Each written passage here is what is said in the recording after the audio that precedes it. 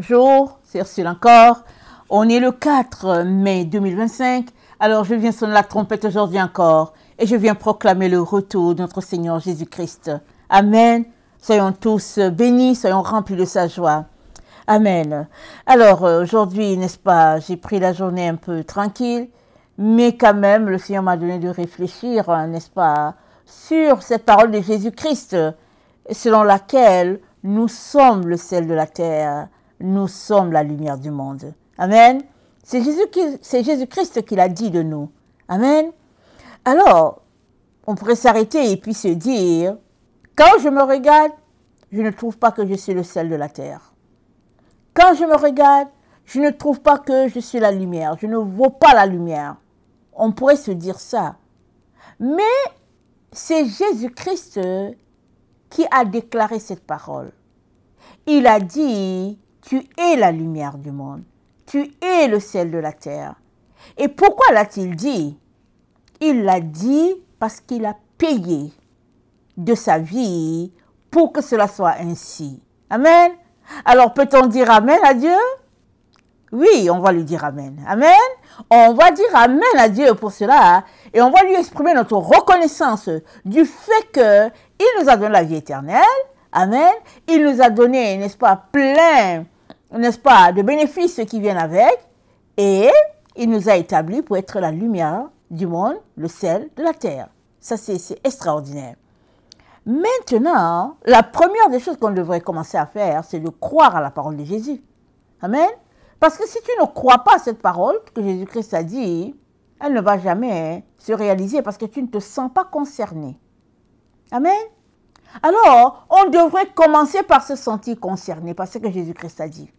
Il a dit, vous êtes la lumière du monde, vous êtes le sel de la terre. Il a dit, commençons à accepter cette parole.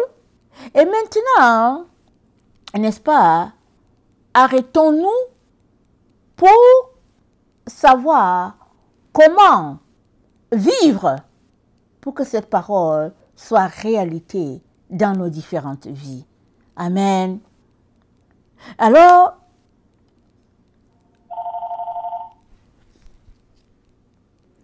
dans Matthieu 5, le verset 13, n'est-ce pas, voilà ce qui est dit. Je lis, je ne sais plus dans quelle version je suis en train de lire. Alors, excusez-moi, dans Matthieu 5, le verset 13, il est dit ceci. C'est vous le sel de la terre. Mais avec quoi saler, si même le sel est dessalé? Amen. Il n'est bon qu'à être jeté dehors et foulé aux pieds. Si le sel est dessalé, il ne sert qu'à être jeté.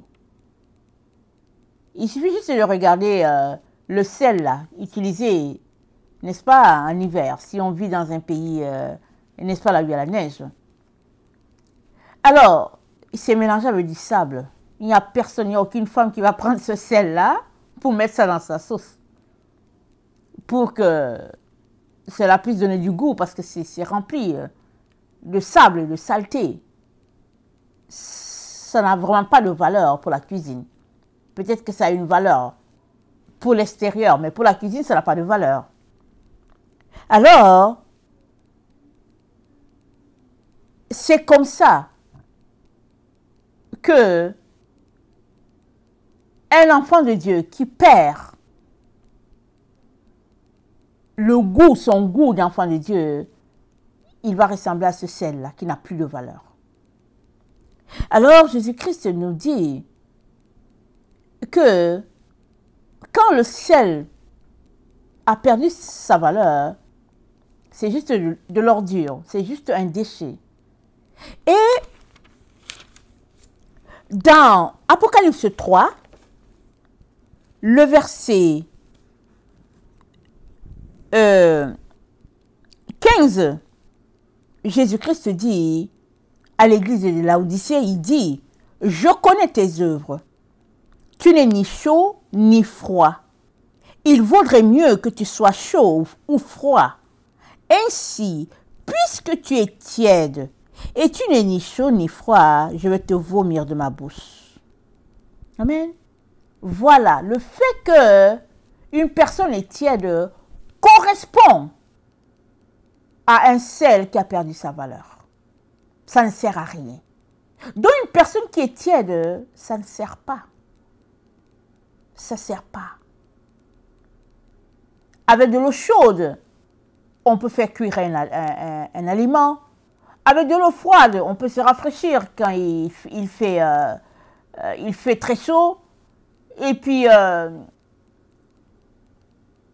si les deux sont mélangés, chaud et froid, vraiment, ça donne quelque chose de très désagréable.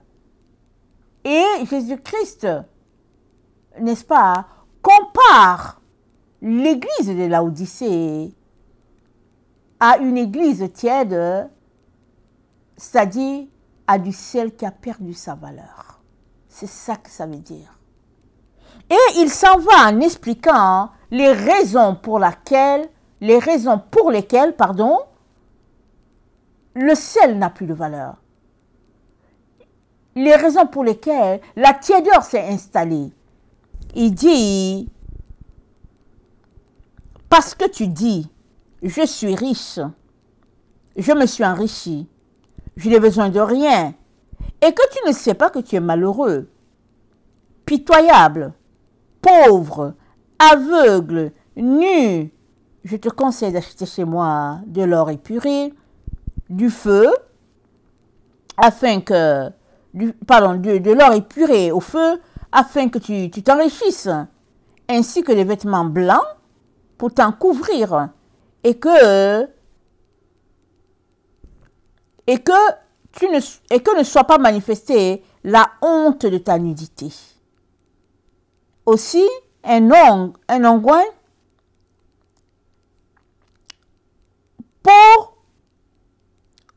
pour oindre tes yeux. Alors, il dit on a besoin de collyre pour les yeux, afin de voir la vision de Jésus. Vous savez, quand on regarde sur cette terre, on a notre regard en tant qu'humain, on a le regard de la société et on a le regard de Dieu. Et Dieu aimerait qu'on puisse regarder toujours les choses sous son miroir à lui. Qu'on puisse regarder comme lui, il voit les choses. Et le miroir de Dieu, c'est sa parole. Ça peut être la Bible, ça peut être sa parole audible. Ça peut être sa pensée. C'est ça le miroir de Dieu.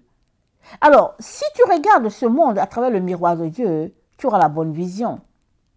Et tu ne vas pas te perdre dans les séductions du monde au point de devenir tiède. Alors, Jésus-Christ nous dit que l'amour du monde, n'est-ce pas, est une cause de tiédeur pour quiconque a donné sa vie à Jésus. Si tu as donné ta vie à Jésus, amen, il est très important que tu laisses aller le monde, que tu laisses aller ton ancienne vie, même si tu n'étais pas quelqu'un qui était versé dans les joies du monde, mais le simple fait que tu as changé de vie maintenant devrait t'amener à soupirer aux choses du royaume de Dieu, à soupirer aux choses après lesquelles Jésus-Christ a soupiré quand il était sur la terre. Soupirer après les choses vers lesquelles les disciples ont soupiré. Et c'est dit que ce sont les choses qui sont en haut. Et quand la Bible parle d'en haut, elle fait référence aux choses spirituelles, non aux choses charnelles. Amen. Elle fait appel aux choses spirituelles. Alors, notre Seigneur est en train de nous dire que il nous a établis pour être le sel de la terre. Et pour que cela soit ainsi, dans nos différentes vies, on devrait faire le choix de nous départir de la vie du monde, des choses du monde, et de voir les choses sous son angle à lui. Amen. Et on sera toujours salé pour lui. On aura de la valeur pour lui. Et ayant la valeur pour lui, n'est-ce pas, il peut nous utiliser dans le monde dans la ville où nous sommes, dans le coin du pays où nous sommes, il peut nous utiliser. Amen. Parce qu'on donne le goût, n'est-ce pas, à l'endroit où on est. Il dit aussi que nous sommes la lumière du monde. Amen. Alors, on pourrait s'arrêter à argumenter pour dire non, mais moi je ne suis pas la lumière, c'est Jésus-Christ la lumière et tout. Mais Jésus-Christ, il a réglé le problème. Il a dit, vous êtes la lumière du monde. Il nous dit que Jean-Baptiste était la lumière. Quand Jésus-Christ est venu, la lumière de Jésus-Christ était plus grande. Donc Jésus-Christ, c'était la véritable lumière qui éclaire tout homme. Ça, c'est l'apôtre Jean qui l'a dit. Ça, c'est dans Jean, dans l'évangile de Jean, le verset 1. Donc, Jean-Baptiste était la lumière. Jésus-Christ est la lumière, n'est-ce pas, au-dessus de celle de Jean. C'est-à-dire, il est la véritable lumière. Et il nous dit que nous sommes la lumière du monde. Parce que par sa mort et sa résurrection, il a fait de toi la lumière du monde. Alors, on a déjà vu qu'il faudrait commencer par l'accepter et maintenant marcher pour que les ténèbres ne soient plus et que la lumière paraisse. Amen. Et c'est une marche. Ce n'est pas un état stationnaire. Et c'est une marche.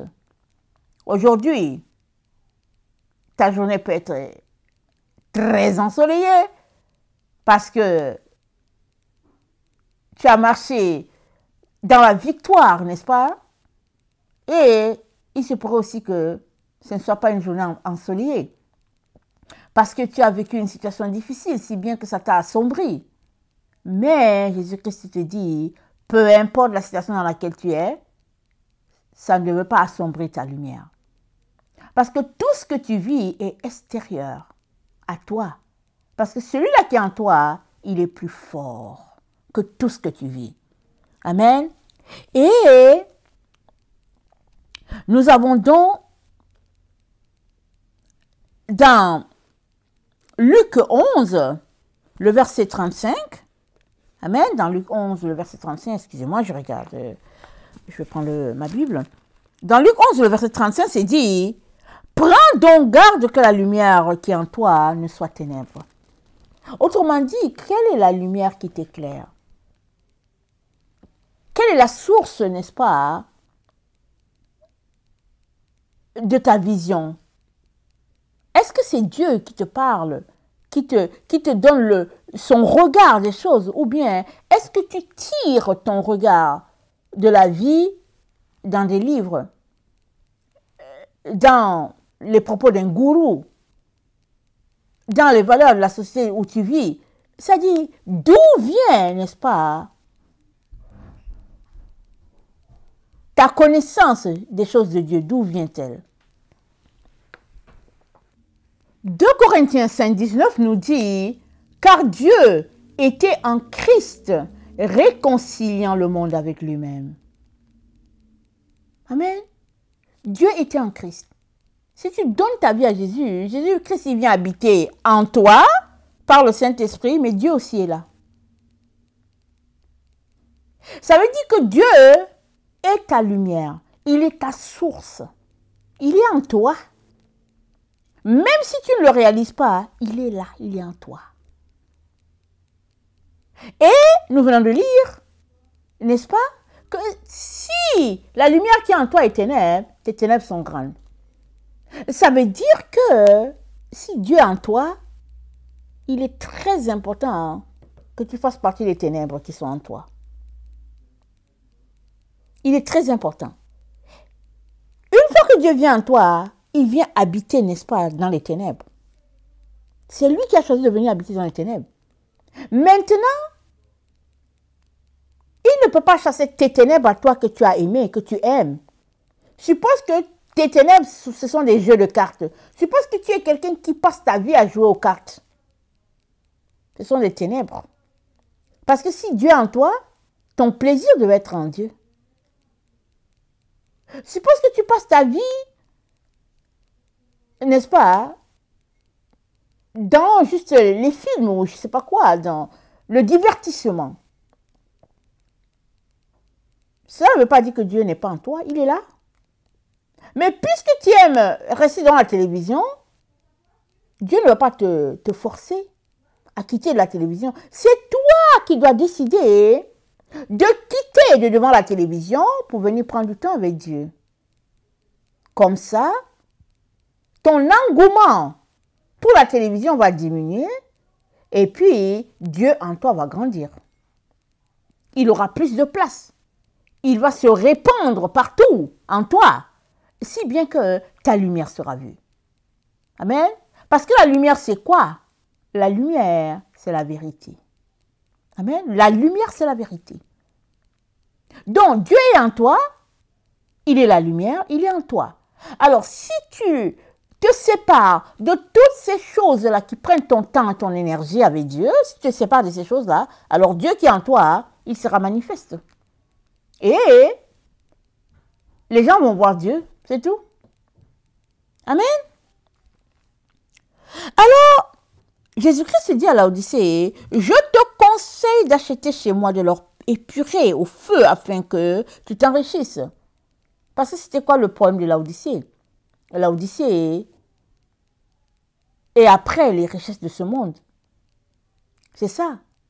Laodicée a perdu l'engouement pour Dieu. Laodicée court après les biens de ce monde.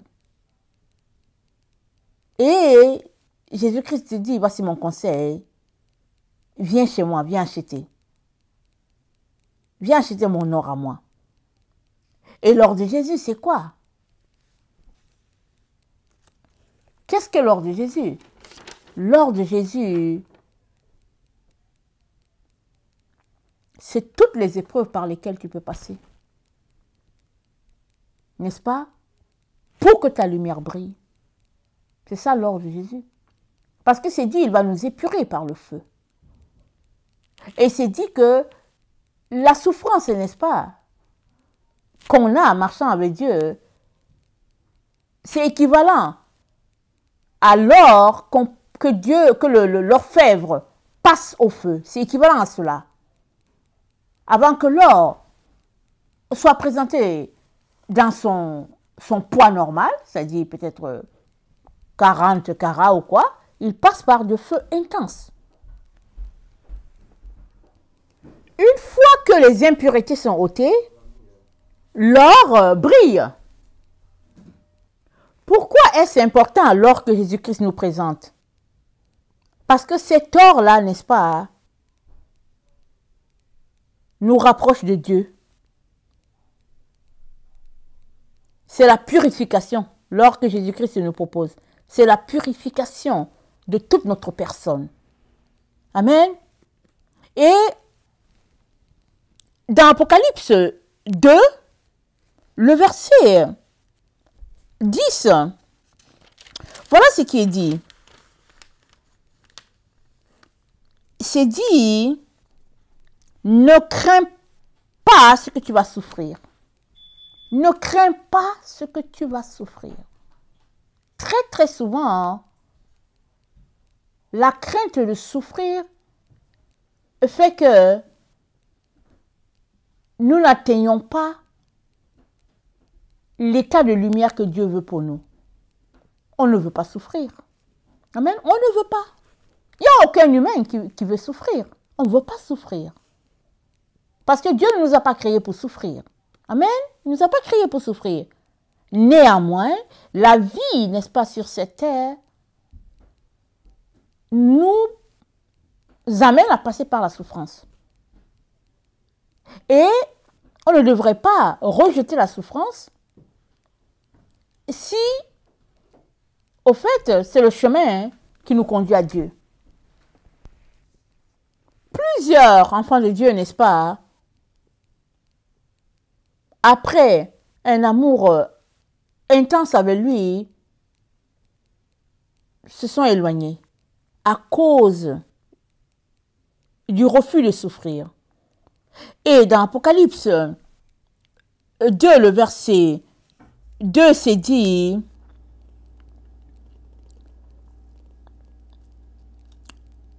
je connais tes œuvres, ton labeur, ta résistance.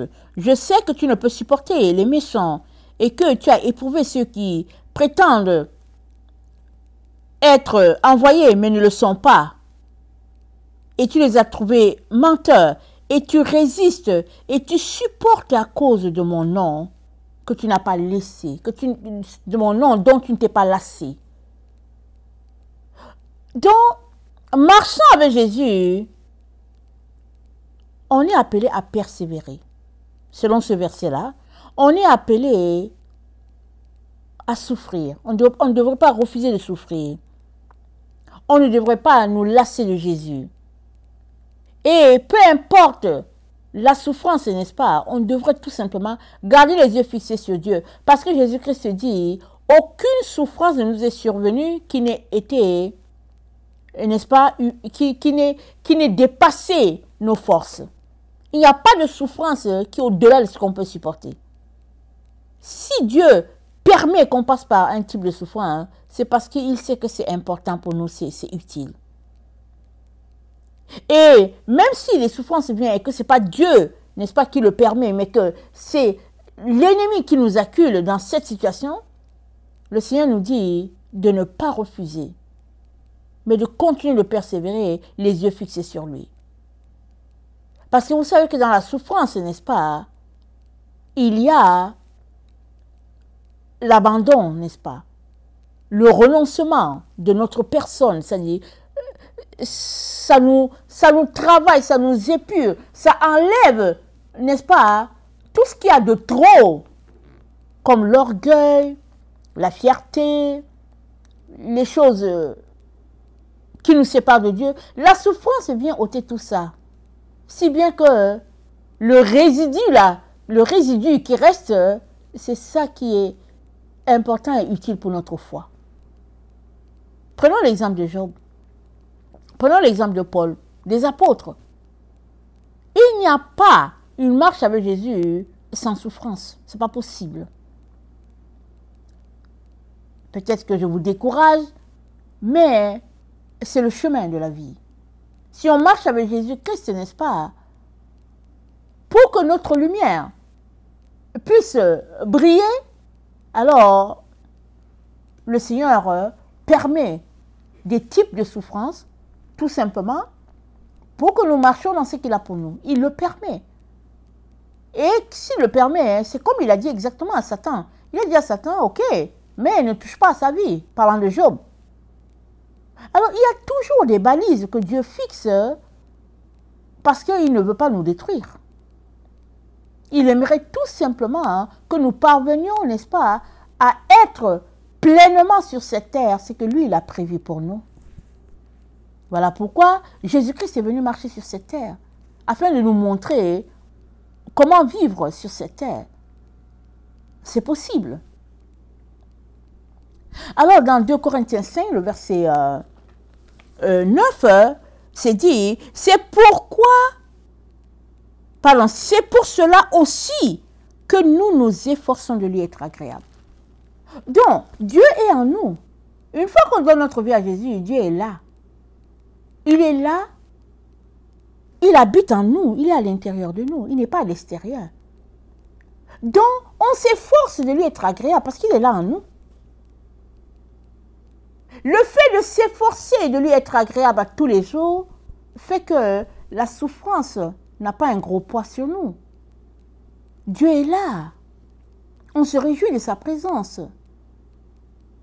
Et toute cette souffrance, n'est-ce pas, est nécessaire pour que le sel que tu es puisse avoir du goût, pour que la lumière que tu es puisse briller et éclairer les autres. C'est chaque enfant de Dieu qui est le sel de la terre. C'est chaque enfant de Dieu qui est la lumière du monde. Si aujourd'hui je t'éclaire, n'est-ce pas, alors demain, toi aussi tu peux m'éclairer. Si aujourd'hui il m'éclaire, demain c'est l'autre qui peut, n'est-ce pas, m'éclairer. Parce qu'on est une famille. Et nous recevons notre énergie, notre lumière de la même personne, c'est de notre Dieu. Et une fois qu'il nous sauve, il compte sur nous pour aller parler de lui aux autres, pour le faire connaître aux autres. Parce qu'il y a beaucoup de gens qui ne connaissent pas Dieu. Ils ont une idée erronée de Dieu. Mais combien Dieu est content si toi et moi disons aux autres, hey, on connaît le vrai Dieu, attends, on va te dire qui il est. Dieu est content. Et pour que cela se fasse, on a besoin de nous départir de toutes les ténèbres qu'il y a sur notre chemin. Amen. Souvent, ça peut être lié à notre culture, souvent, ça peut être lié à nos études, à nos croyances, c'est-à-dire comment, n'est-ce pas, nous concevons la vie, sur quel chemin nous venons, nous avons embarqué. En tout cas, chaque personne, n'est-ce pas, vient d'un background différent et il a une conception des choses qui n'est pas forcément celle de Dieu. Et Dieu nous utilise les uns les autres, n'est-ce pas? Une fois qu'il nous éclaire, il compte sur nous pour éclairer aussi les autres. Alors n'attends pas là, les mains croisées pour dire, ok, j'attends de devenir le sel de la terre pour aller saler les autres. Mais non, tous les jours, tu es le sel de la terre. Tous les jours. Et c'est à toi, n'est-ce pas, de laisser tout ce qui va ternir ta salinité, c'est à toi de laisser ça tomber et tu seras le vrai sel. C'est à toi de laisser toutes les ténèbres qui sont autour de toi et tu seras la lumière. C'est comme ça qu'il faut prendre la parole de Jésus. Il ne faut pas juste attendre pour dire, ok, quand je serai la lumière, je vais éclairer les autres. Mais non, tu éclaires déjà à tous les jours. Si tu as donné ta vie à Jésus, tu éclaires l'autre. C'est ça ton état. Dieu a fait ça comme ça. Maintenant, regarde en toi toutes ces choses que tu devrais laisser pour que ta lumière puisse vraiment briller, pour que ton sel puisse donner vraiment du goût, n'est-ce pas, à ce monde. Amen. Parce que c'est ce que nous sommes. Dieu nous a rendus comme ça. Il nous a établis comme ça. Amen. Alors, Dieu est là, il ne nous a pas laissés orphelins. Il nous a donné le Saint-Esprit. Et il a dit quoi?